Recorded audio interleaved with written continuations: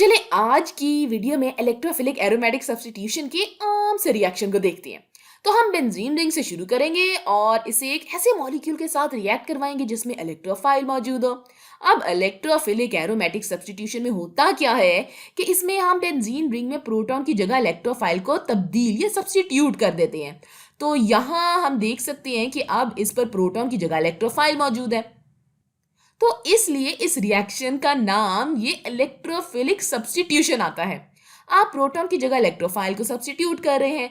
इसके नाम में एरोमेटिक लफ्ज इसलिए मौजूद है क्योंकि इस मैकेनिज्म में एरोमेटिक रिंग दोबारा बनती है, यानी कि रिफॉर्म हो जाती है।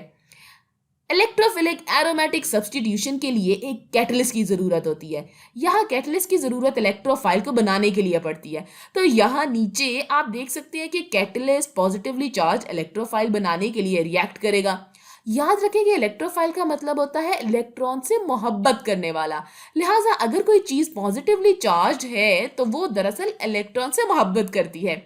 हमने यहाँ पर ये कैटलिस्ट कॉम्प्लेक्स भी बनाया था जो हमारे मैकेनिज्म में शामिल होगा और इस मैकेनिज्म में मदद देगा। तो अब जबकि हमने अपना इलेक्ट्रोफाइल बना लिया है तो आइए मजीद तफसील से देखते हैं कि इलेक्ट्रोफिलिक एरोमेटिक सब्स्टिट्यूशन में आखिर होता क्या है।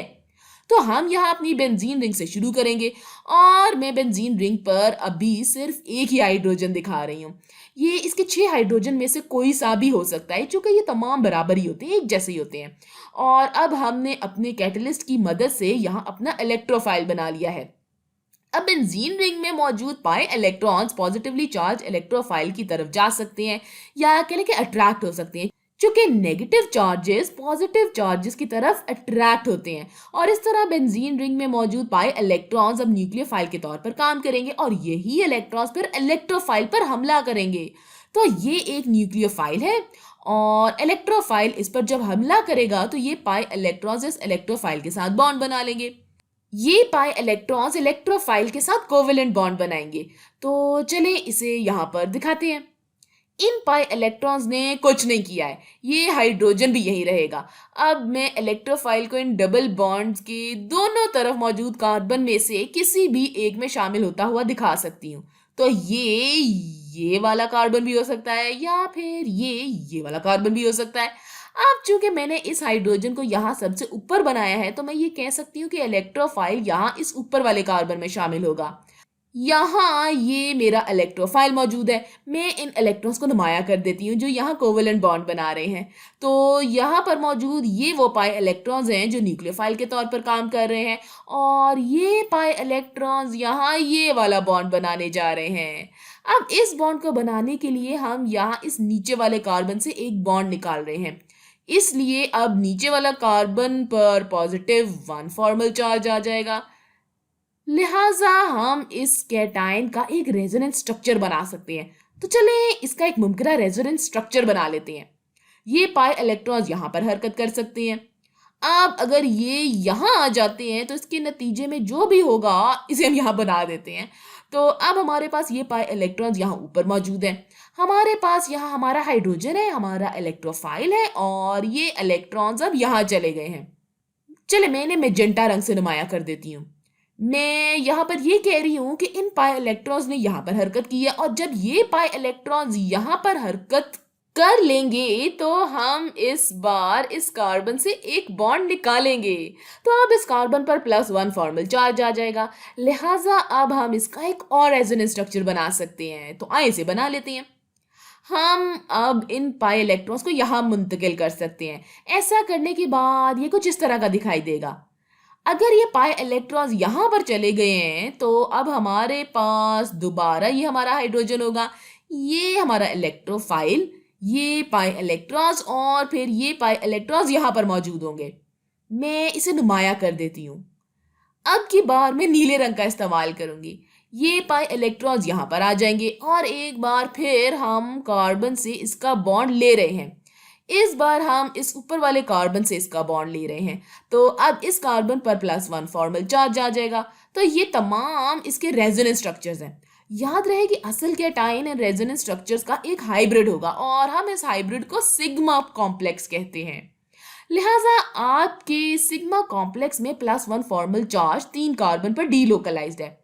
तो अब मैकेनिज्म के अगले मरहले के लिए मैं पहले वाले रेजोनेंस स्ट्रक्चर को दोबारा यहाँ बना दूंगी जो हमने पहले ऊपर बनाया था।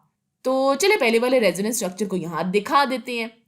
हमारे पहले रेजोनेंस स्ट्रक्चर में हमारे पास हाइड्रोजन यहाँ पर था, इलेक्ट्रोफाइल पहले से ही हमारी रिंग से जुड़ा हुआ था और हमारे पास यहाँ इस कार्बन पर +1 फॉर्मल चार्ज था।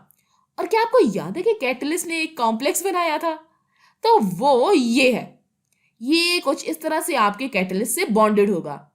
चले अब यहाँ अपनी याददाश्त को ताज़ा करते हैं। यहाँ पर जब हमने अपना इलेक्ट्रोफाइल बनाया था तो साथ हमने ये वाला कैटलिस्ट कॉम्प्लेक्स भी बनाया था।